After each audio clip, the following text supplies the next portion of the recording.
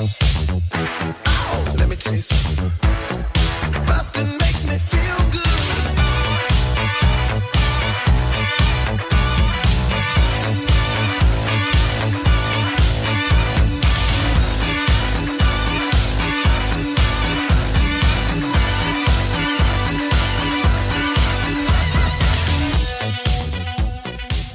Hi, everybody. Welcome to Blockbusting, the podcast where we love to hate movies. I'm your host, Jay Light, and guess what?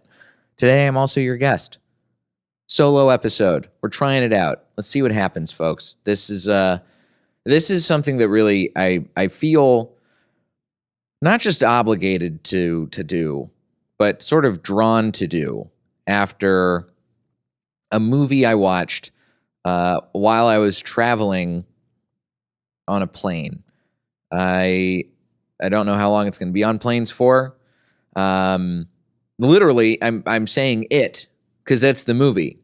It, the 2017 film directed by Andy Muschietti.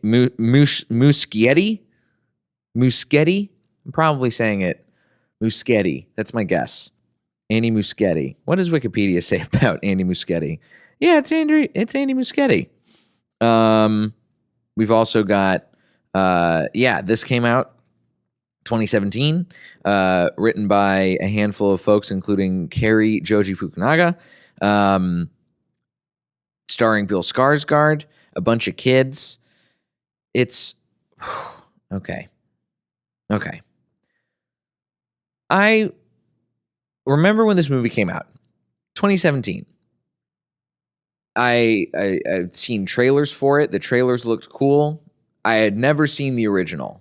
I have heard a lot of people who are horror fans talk about the original in glowing terms.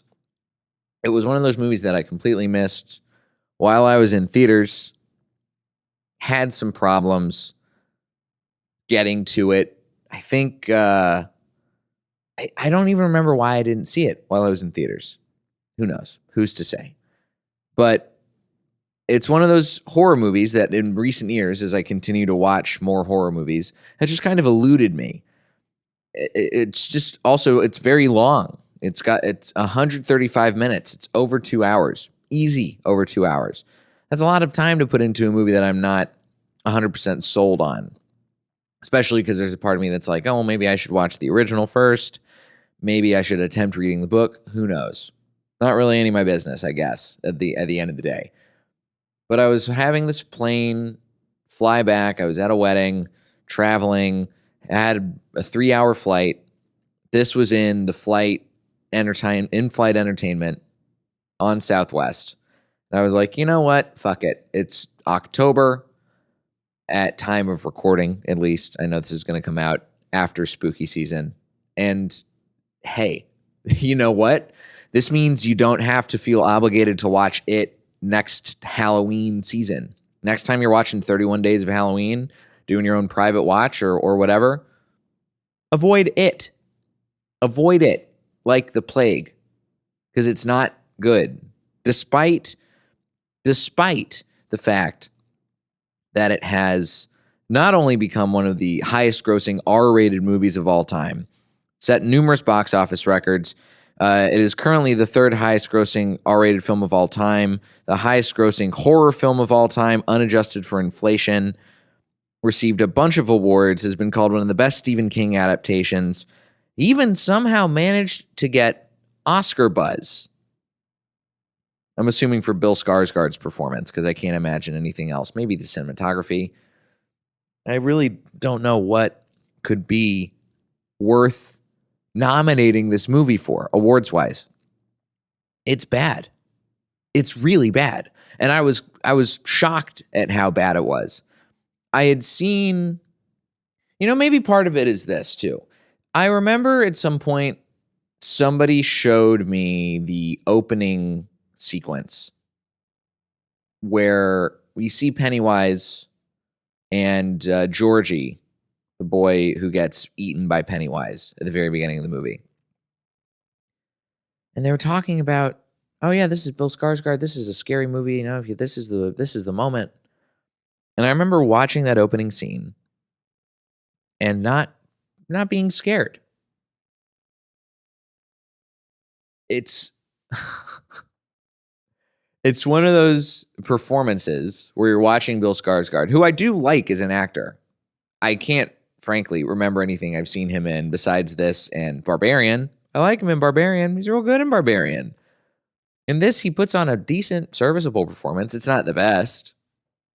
It's certainly not the broad set of praise that people are giving him. I mean, we've got people talking about Bill Skarsgård as chilling perfection, whose manic energy and presence brings a level of unease and intensity to proceedings that is just incredible. Career defining, deserving to be considered of award season. That's for Sinead Brennan of RTE.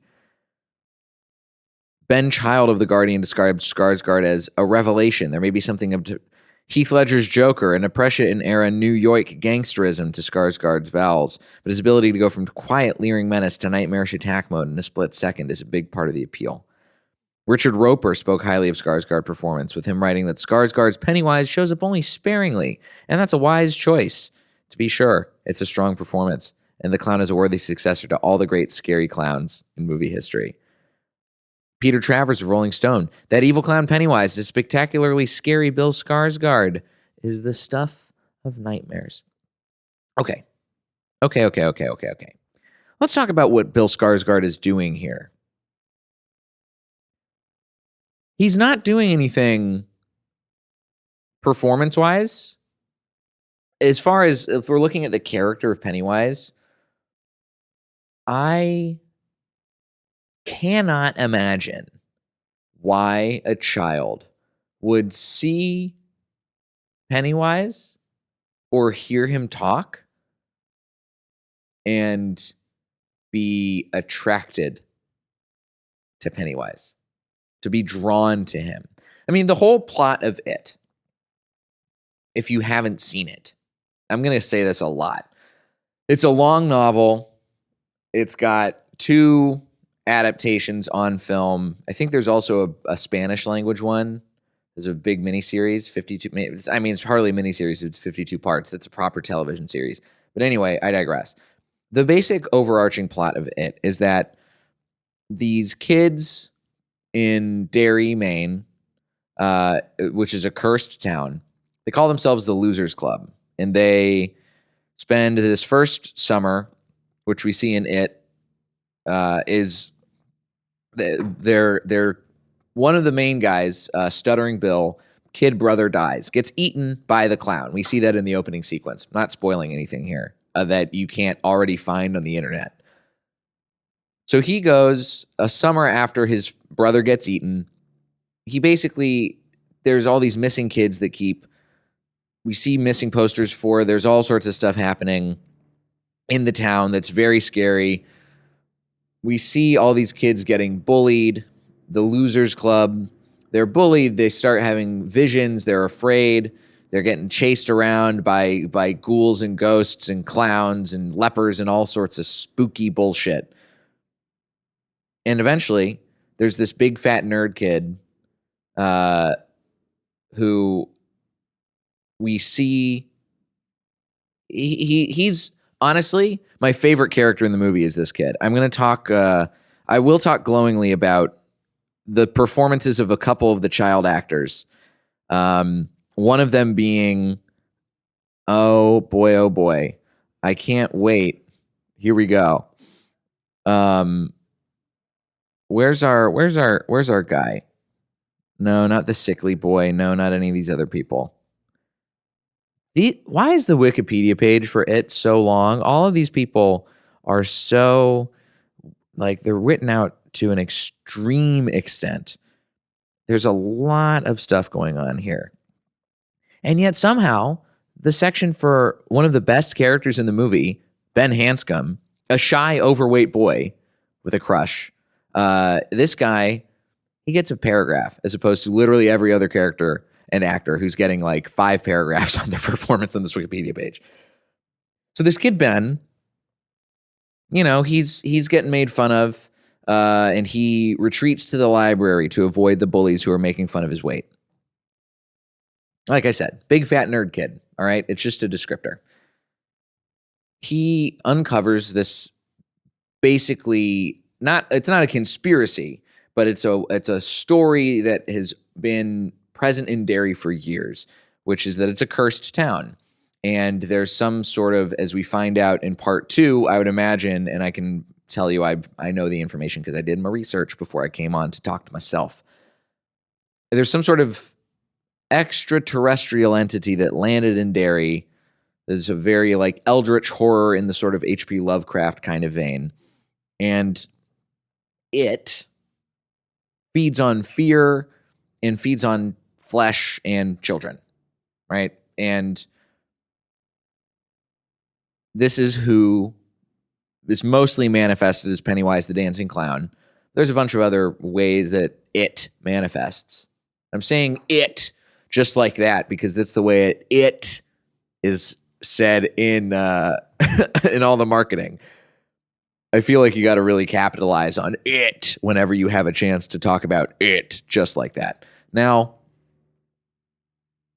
if the premise of it, Pennywise, Bill Skarsgård, is to get these kids afraid, then yeah, he's making a good job of making them afraid. He's talking in this sort of all over the place, raspy voice. There's nothing that really...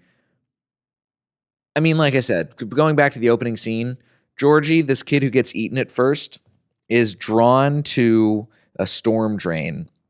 His boat flew down it, or sailed down it, is a more accurate descriptor. It's a more accurate descriptor to say his boat sailed down. And Pennywise is in the storm drain. Georgie immediately should be freaked out by this, because there's a clown in a storm drain who knows his name, and he has the boat, and he's talking like a freaky...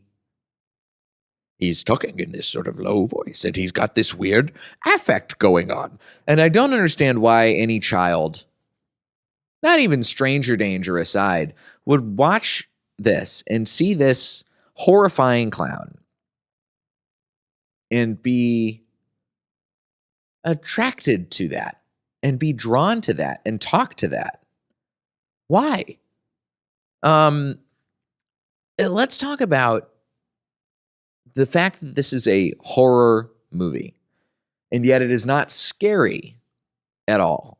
I kept waiting for this movie to become a scary horror movie.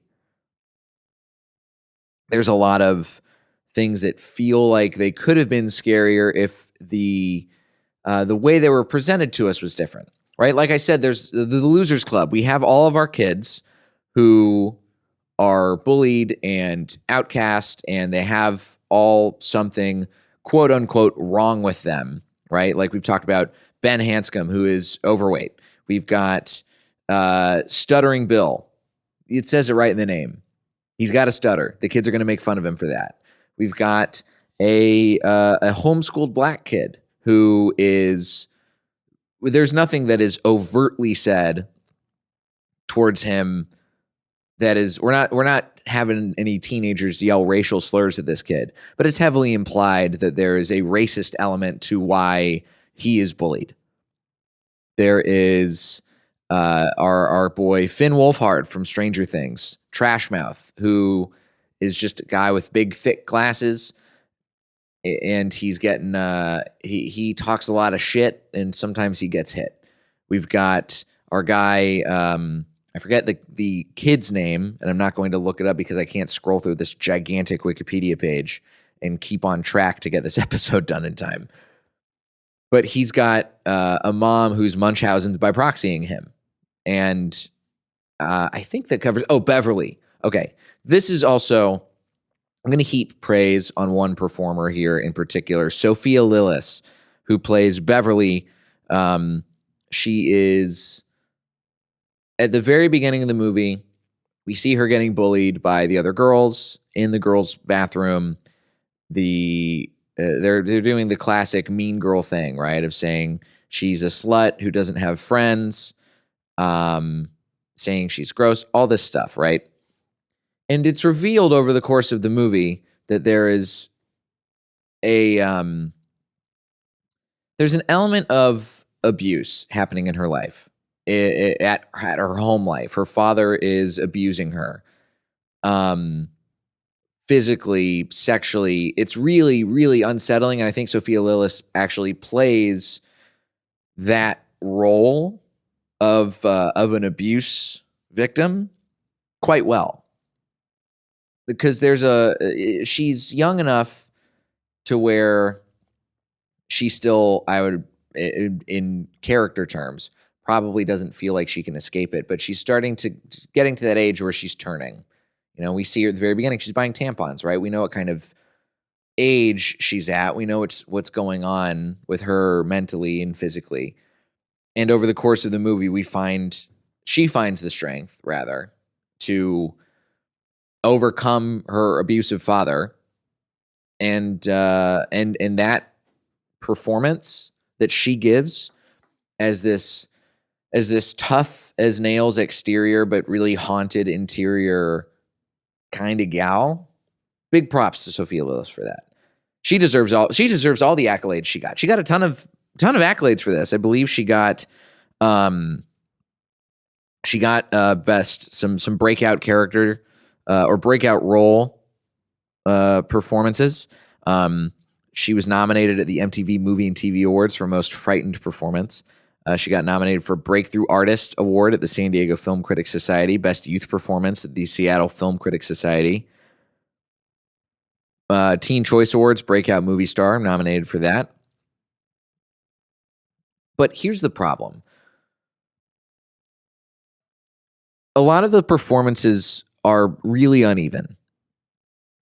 And I think for a movie that actually has a really solid script, I really liked the script. I think the dialogue is quite good. I do think it captures this sense of a coming of age horror story where there's all these boys and Beverly, they're all going through changes. They're all dealing with fears. They're trying to cope with this extraterrestrial entity that they're fighting.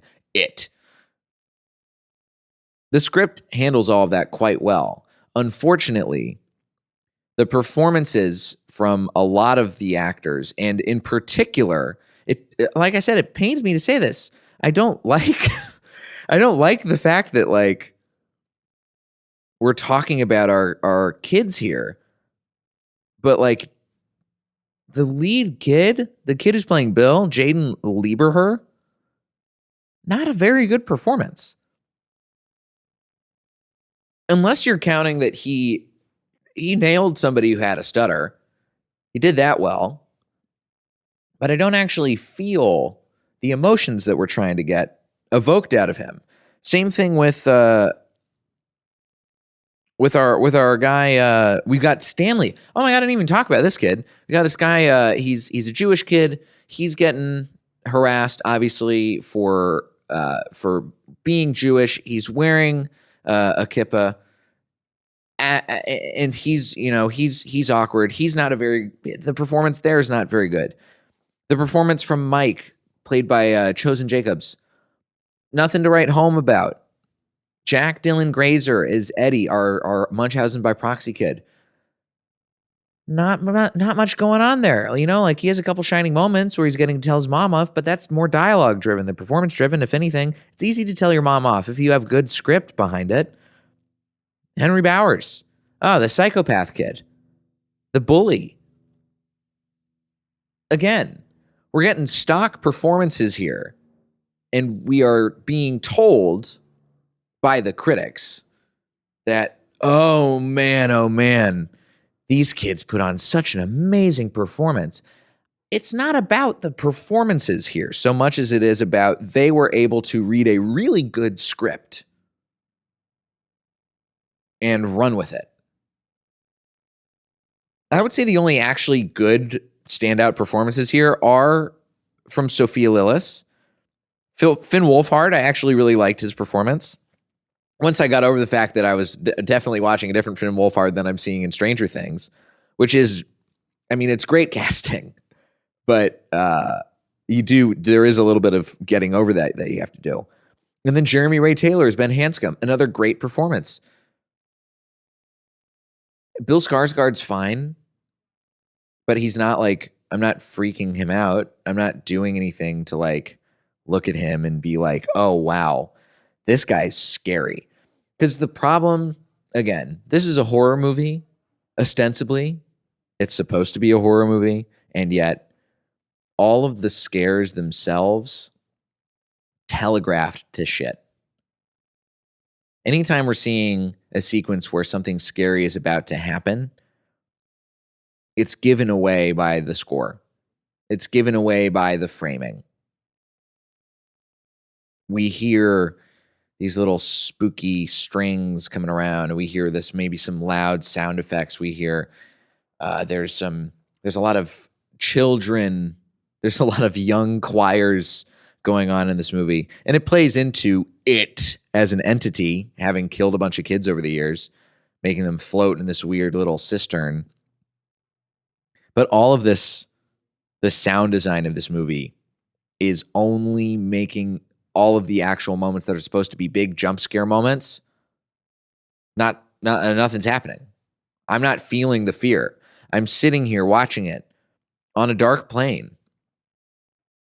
And every time I would be scared by an image in a movie theater, maybe even not that. This film's imagery is not really that horrifying, right? Like the closest you get is maybe the first time when you see it eat Richie's, or not, sorry, not Richie. When you see him, eat Georgie's arm.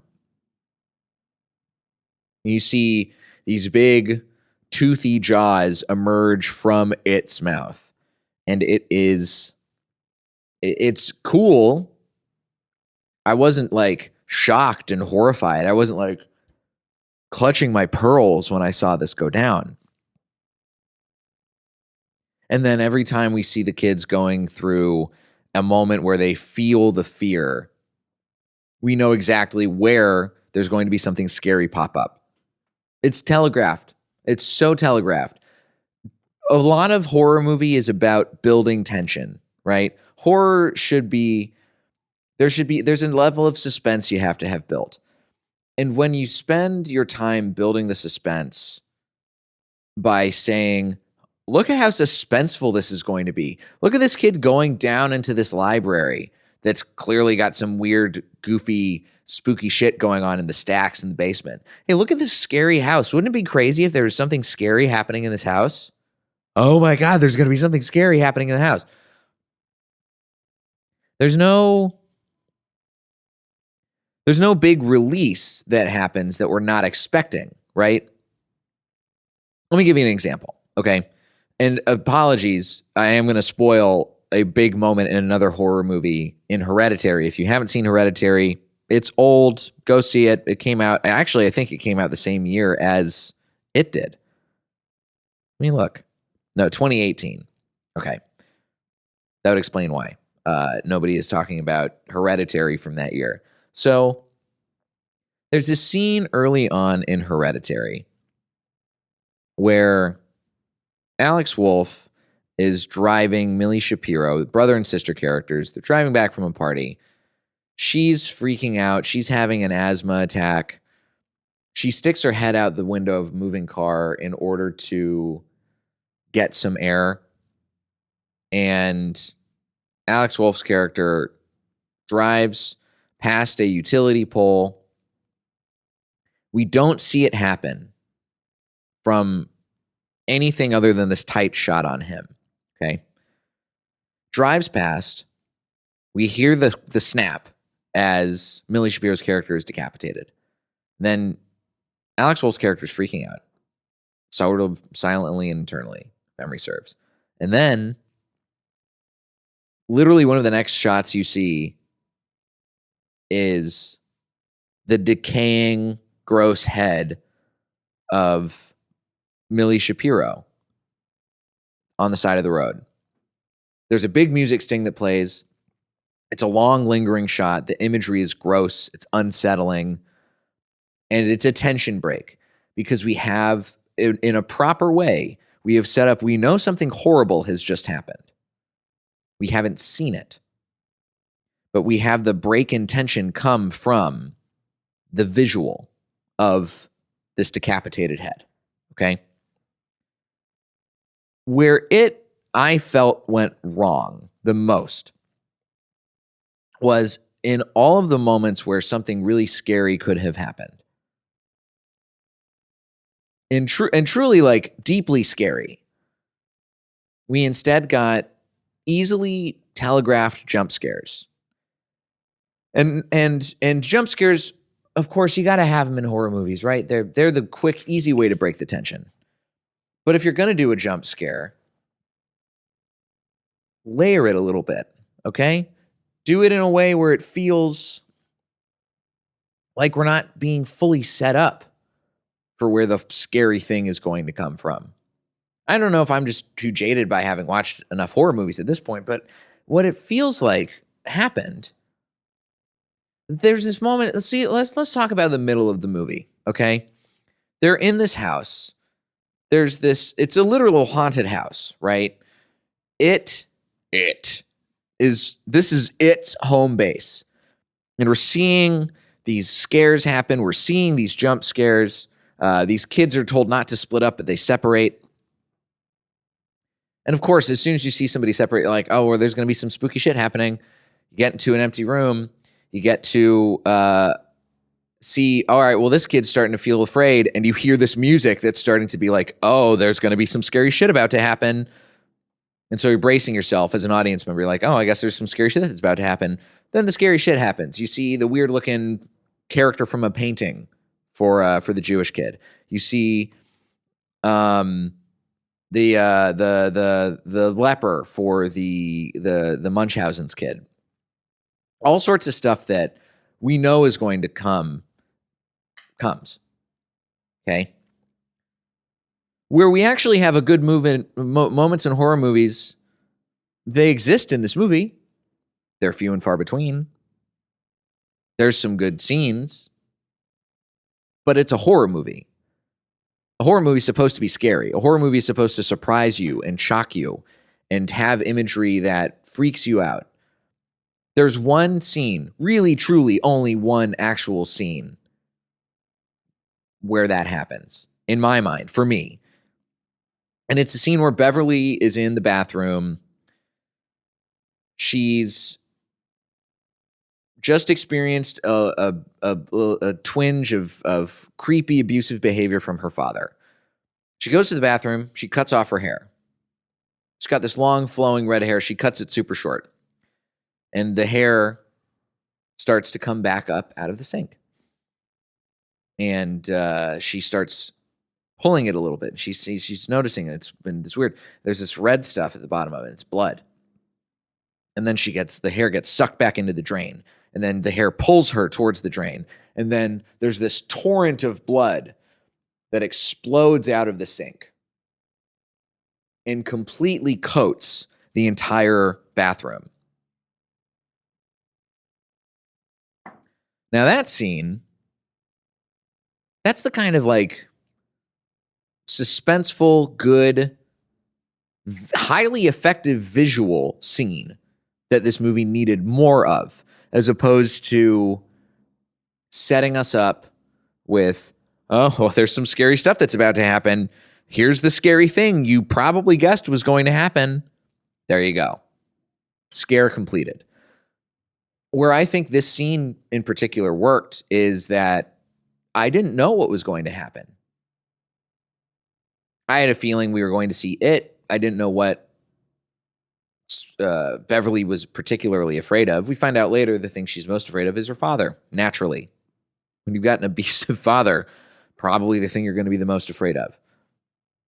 However, this scene actually had genuine surprise to it. And you marry the surprise with an incredible practical effect, with the blood completely covering the entire room. And you get just a masterful piece of filmmaking there. That's what horror filmmaking could be about. That's what it could have had more of. And yet, Here we are. None of it really ever achieved anything close to that height. That was really, I think, in the first 30, maybe 45 minutes of this 2-hour and 15-minute long movie. I mean, the first problem, if you're going to have a horror movie, the first rule of horror filmmaking is make it a horror film, okay? I get if they were trying to do a coming-of-age story, it is quite an effective coming-of-age story. It's dealing with trauma. It's dealing with childhood problems. It's dealing with the things you tamp down and forget willfully or subconsciously that carry into your adulthood that you might not ever process or deal with.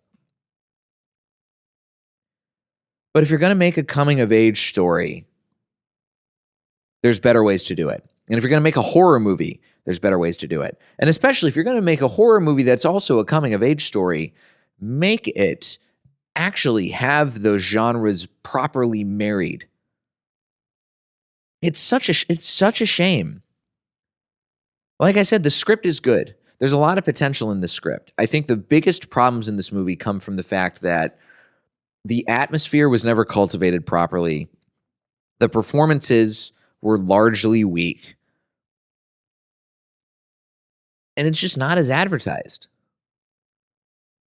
It's really just not as advertised. At the end of the day, even some of the creepy imagery in the movie is not that creepy. It's a well-made film. It's a well-shot film. The cinematography is nice. Some of the score is effective. But it's not a horror movie.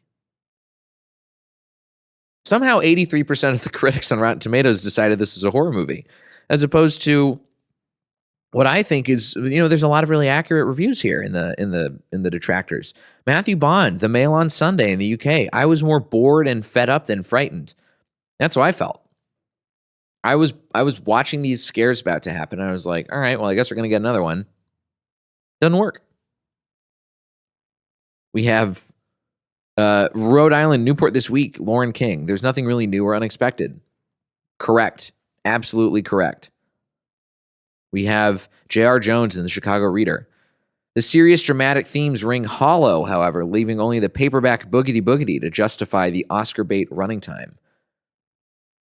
I mean, that's the thing, too. Like, if this is going to be a proper coming-of-age story, I've already established the horror problems. Let's talk about why this doesn't work as a coming-of-age story. There's a couple of characters in here whose stories either needed to be told better or faded even further into the background. I think that Bill's story needed more weight. We don't really feel, as a performer, I don't know if this is the performer or if this is the fault of, maybe, dare I say it, the screenwriting, because this is tough to adapt a super long novel into a 2-part movie and really into just one part that you can still think should stand on its own. You don't really feel him and his grief in a really palpable sense. Or at least I didn't. Some of the stuff with the other kids, sure, they're getting bullied, but I don't really feel a lot of specifics there. I don't really feel the weight of their grief and of their fear. Beverly, I feel like, is the right amount of story told for her. We get to see what she's afraid of. We get to see her trauma. We really get to feel her trauma through her performance. I mean, again, this is why Sophia Lillis, I think, is probably the best performer in the entire movie, because she is imbuing her character with, we've got the story that's told. We've got the theme of her, whatever she's dealing with and why she's afraid. And on top of that, we get a nice little entire package of her entire story. We don't get to see enough of why these kids need to grow and what they're growing out of. We just don't. Not in any meaningful way. I mean, this actually, I'm going to read this one final critique. This is from Matt Sapola of Sepoya, like the onion. Film Monthly. The script, however, is the main issue, trying but largely failing to flesh out its peripheral characters in their respective domestic lives. I mean, this is the thing. We've got all these characters. It is a bit of overload. And I think this is also, it's tough to adapt a movie that's got a big sprawling cast, an ensemble cast. Because you got to pick and choose who you're going to highlight in the movie. And there is a little bit of a too many cooks situation with this cast. We've got these great performers who are, their stories are not as told as effectively as they could have been. And we have some characters that maybe they could have put in a better performance. Maybe we see a better performance if they have more meat on the bone of their story. But it's just a mess. It's a really bad mess. And I can't believe that this movie got as many critical accolades as it did, that it was nominated for all these awards, that people even said it deserved Oscar attention. Shit. I've been waiting about 35 minutes to say that. Look, I'm not sure if it is going to be on any streaming services, on planes anytime soon. But if you're going to be on a plane, I will offer one recommendation. If you're going through the in-flight entertainment and you see Marcel the Shell with Shoes On, which is a movie I watched on my first flight initially. Oh my God. Big round of applause to Marcel the Shell with Shoes On. Okay, that movie, stunning. So fun, so well written. Very affecting in a way that felt genuinely surprising for like a light family comedy. A lot of really good jokes for the kids and for the adults. It's just cute. It's just nice. It's just friendly. It feels like a hug. It felt like a slap in the face to horror fans. It's such a shame. I don't know. Hey, maybe I'm wrong. That's how opinions work, right? If you think that I'm coming out of pocket here, feel free to say so on at Blockbusting Pod on all social media platforms. Let me know. I'm happy to have done this little solo stint. Oh my gosh. I'm going to finish drinking my water, and I'm going to go find a better horror movie to watch. Maybe I'll watch Malignant. I'm supposed to watch that next week. We'll see what happens with that. But for now, not a fan. You know what I'm going to do? I'm going to watch some other Stephen King movies. I got to watch some Stephen King adaptations because not cutting it. Huh? Wink, wink. Hey, if you like the show, like I said, go follow at Blockbusting Pod. Thanks for taking the time to tune in. This has been Blockbusting. Go see something good for a change.